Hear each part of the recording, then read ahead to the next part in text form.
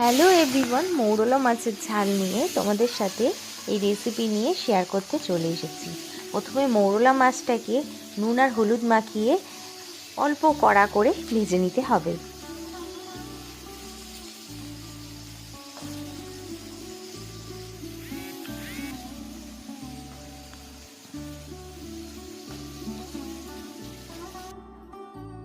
মৌরলা মাছ কম বেশি সবাই ভালোবাসে খেতে, তার জন্য অল্প একটু সর্ষে বাটা দিয়ে ঝাল করলাম।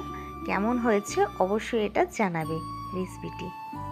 রেসিপিটি দেখতে পুরো ভিডিওতে অবশ্যই চোখ রাখতে হবে। এরপর কড়াইতে তেল দেয়া হলো, তারপর কালো জিরে ফোড়ন দিতে হবে।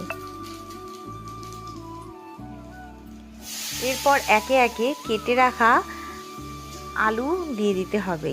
হালকা হালকা ভাজার পর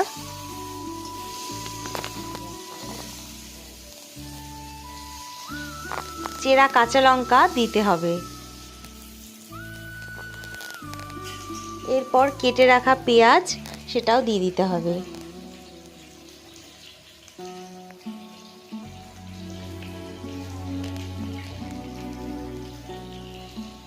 এরপর নাড়াচাড়া করে নিতে হবে।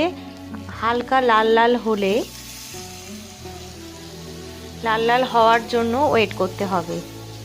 হালকা লালচে হয়ে এলে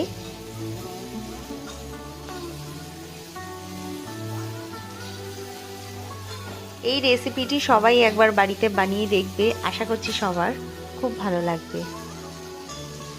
পরিমাণ মতন নুন দিতে হবে। রেসিপিটি কিন্তু মায়ের হাতের, তার জন্য নতুন নতুন কোনো রেসিপি হলে আমার ইচ্ছা করে বন্ধুদের সাথে শেয়ার করতে।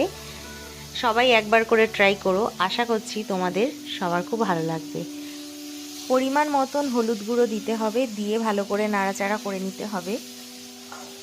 বন্ধুরা সবাই এই রেসিপিটি বাড়িতে বানিও, আর কারা কারা অন্য রকম মৌরলা মাছ রান্না করো সেটাও শেয়ার করো। আমিও ট্রাই করব, সেই রেসিপিটিও তোমাদের সাথে শেয়ার করব।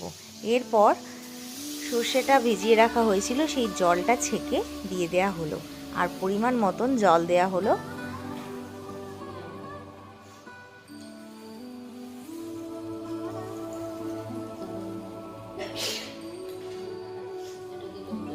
এরপর ফুটে যাওয়ার জন্য একটু ওয়েট করতে হবে।